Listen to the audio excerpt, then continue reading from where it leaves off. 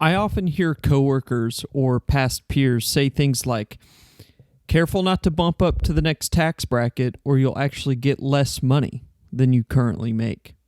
Or another one that I've heard before is, why should I work overtime if a third of it is just going to go to Uncle Sam? Well, today we're going to discuss why these types of sentiments are misguided. Welcome back to Achieving Minerva. I'm Sal, your host, and today we're going to use a little bit of education to help us achieve our freedom. Let me start off by saying that I am not a CPA or a tax lawyer, so don't consider this advice for any of your decisions. I am just someone who reads IRS.gov in my free time because I'm a kind of a nerd about this stuff, and I also know how to do basic arithmetic based on the things that I read on that website. So if you take nothing else from this episode, hear this and write this down. More income is always more income, and more income will never significantly affect your tax bill, such that it won't be worth it. Now, this is going to be a very number-heavy episode, so you might want to write some of this down and have a pen handy. Now, there are some extreme examples when this may not be the case, and there is more nuance to the tax code than we're really going to go into today, but other factors may affect your taxes more than is favorable, but more income, getting a raise, is still worth it, I would say 99% of the time. More than likely, that 15% pay raise that takes you into the next tax bracket will not be the thing that fucks you over at tax time. Same with that $1,000 bonus, but we are going to walk through a couple basic tax scenarios and show you how the basic math works. I will not be going into a whole lot of deduction options and credits as much. This will mostly just be based on a vanilla, I have a gross income of X sort of thing. If you own a bunch of real estate property or have big loans you pay interest on, or you own a business or are selling off investments, then things get a little bit more complicated and not nearly as much nowadays as it did probably in your parents' generation. I'll explain that a little bit later. So to break the first myth about upgrading your tax bracket is making you less money, we will walk through two parts of a scenario. Okay, so we have this hypothetical friend named Sally. She makes a gross income from her job of $80,000.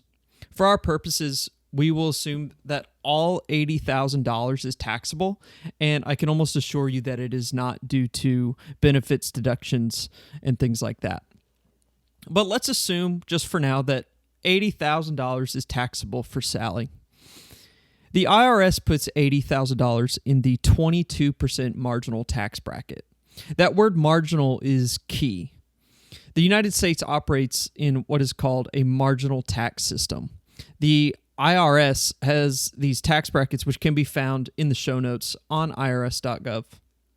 The tax bracket tiers are the same percentages, but the income parameters are different depending on if you file by yourself or jointly with a spouse. So Sally is a single person who throughout 2022 made a taxable income of $80,000, which puts her in the 22% tax bracket. But that does not mean that all $80,000 is taxed at 22%. That would make her tax bill $17,600. That's not the case. The marginal tax system means that each dollar is taxed as it is earned.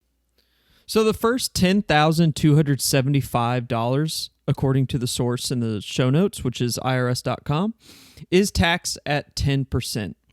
And the dollar after that, dollar number 10,276, is now taxed at 12%, the second tax bracket. And all the money from that point up to dollar number 41,775 is also taxed at 12%. After that, it jumps to 22% for the rest of her money up to $80,000. So if that's not making a whole lot of sense, let's talk about this in terms of time. If we talk about this in terms of time, it may make a little more sense. At $80,000, that means if Sally is paid bi-weekly, Each paycheck is about $3,076. So essentially for the first 3 paychecks in 2022, she's taxed at 10%, and that puts her to about the middle of February. From February to somewhere around July or August, Sally was making roughly $30,000, which is the dollars in between $10,275 up to $41,775. That's give or take $30,000. So from February to July or August, Sally's making $30,000. That is all taxed at 12%. And from that point to the end of the year, she was taxed at 22%, making the remainder of her $80,000 in total.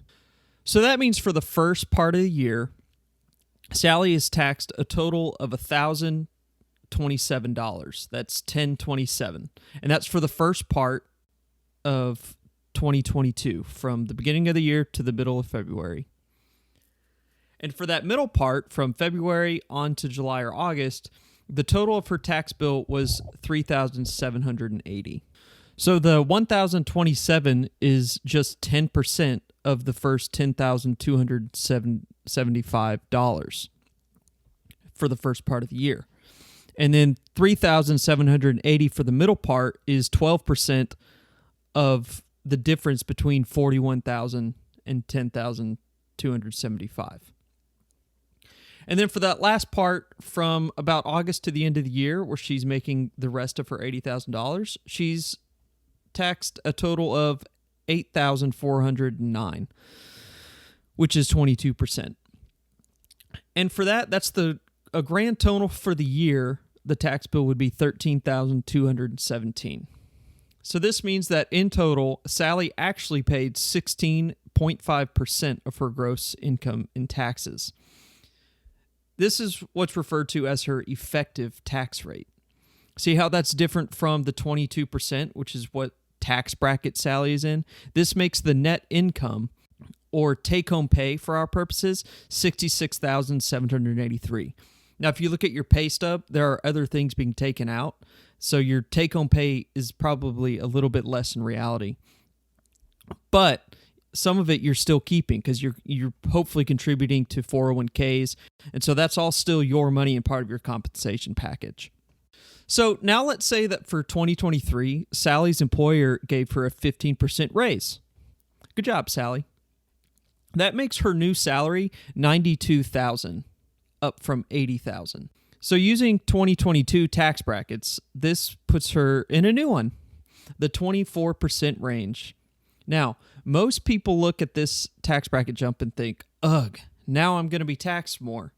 And while that is technically true, now we're going to understand the math better, we'll see that it isn't really that big of a deal.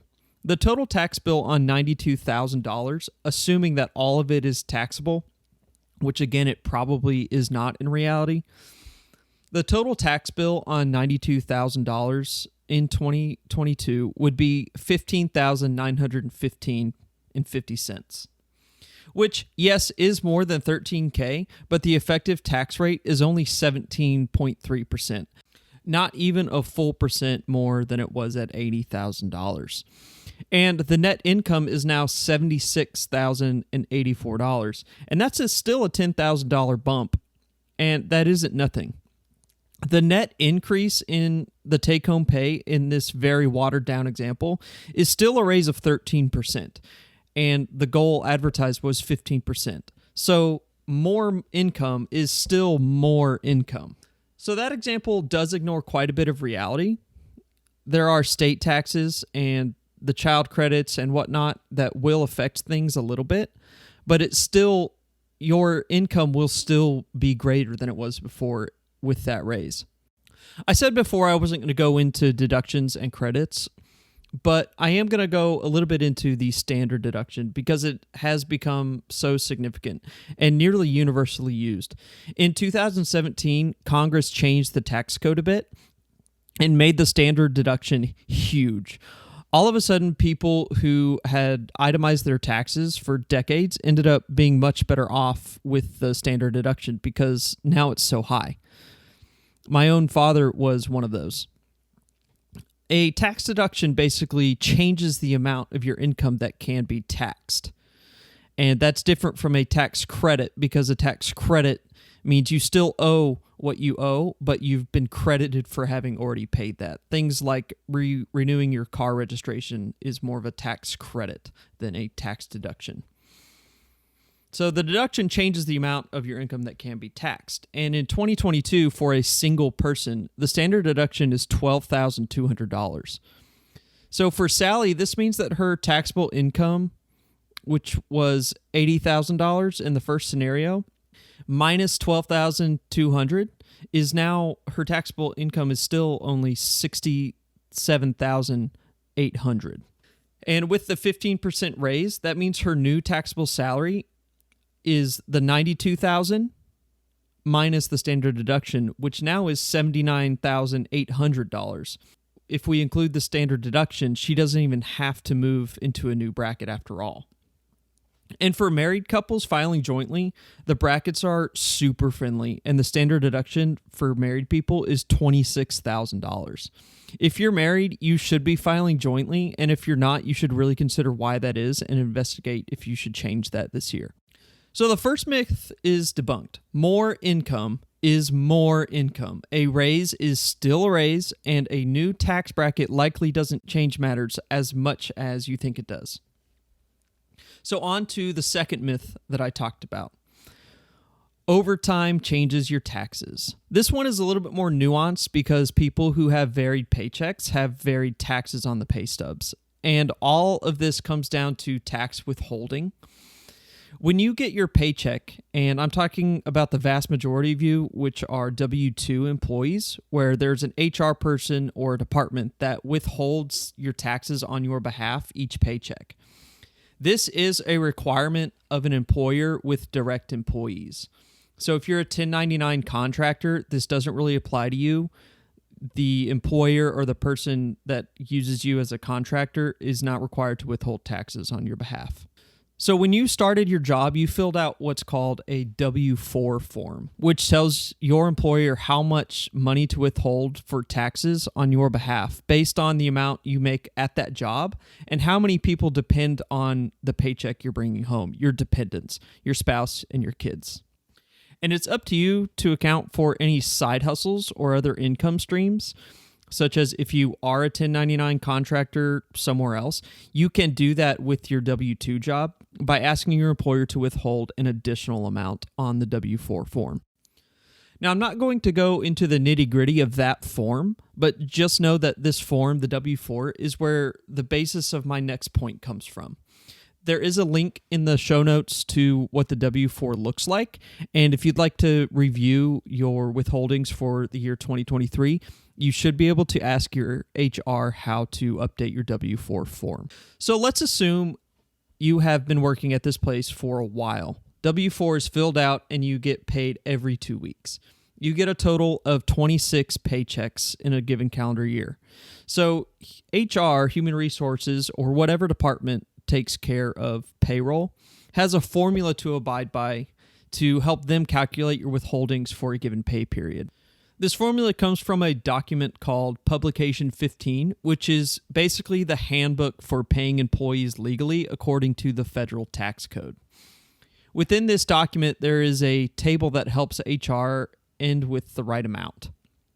Odds are that in reality, your HR department pays for some payroll software that has built-in macros on their spreadsheets, and they just plug in your wages for the pay period, and magically a number is spit out. But this table is where the macros get their data. The table is complicated, and I'm not going to go through all the math with you, but both Publication 15 and the table by itself are found in the link in the show notes from irs.gov. But let's say you're a salaried employee and you make $80,000 like Sally did above. That's a pretty cut and dry. Every paycheck should be about the same. HR puts that into their formula that every 2 weeks you worked 80 hours. That's 40 hours per week for 2 weeks. You made $80,000 divided by 26, which is a little more than $3,000. Withholdings are going to be very consistent because the formula works on a paycheck by paycheck basis.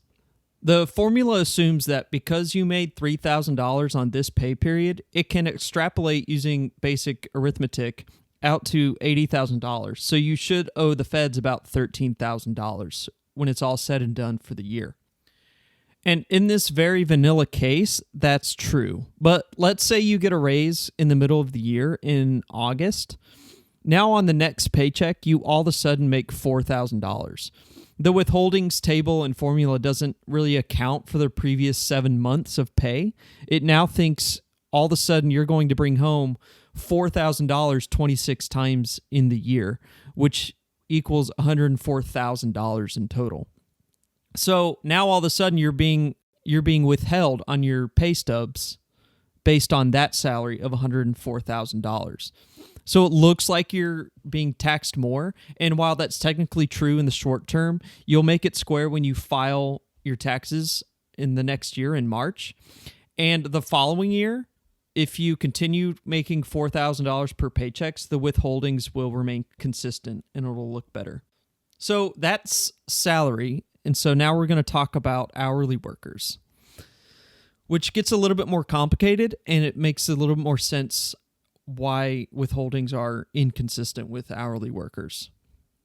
Let's say you work retail and you get a consistent 40 hours at $17 an hour. You also get paid every other week.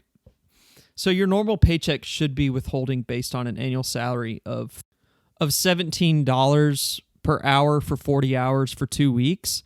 So the paycheck should be about $1,360. And multiply that by 26, your annual salary should be $35,000. That's based on your consistent 40-hour weeks, and that would look a lot like the salary example above. But then 1 month, you get a bunch of extra shifts for 2 weeks. You worked 50 hours per week. Now you're making time and a half after the 40 hours. So life is looking really great. But now your gross paycheck will be $1,870, which extrapolates out to an annual salary of $48,620, which really makes the withholding formula take a bunch from you. But again, while that's unfortunate in the moment, you and Uncle Sam will square it up in March. This same theory rings true for big Christmas bonuses.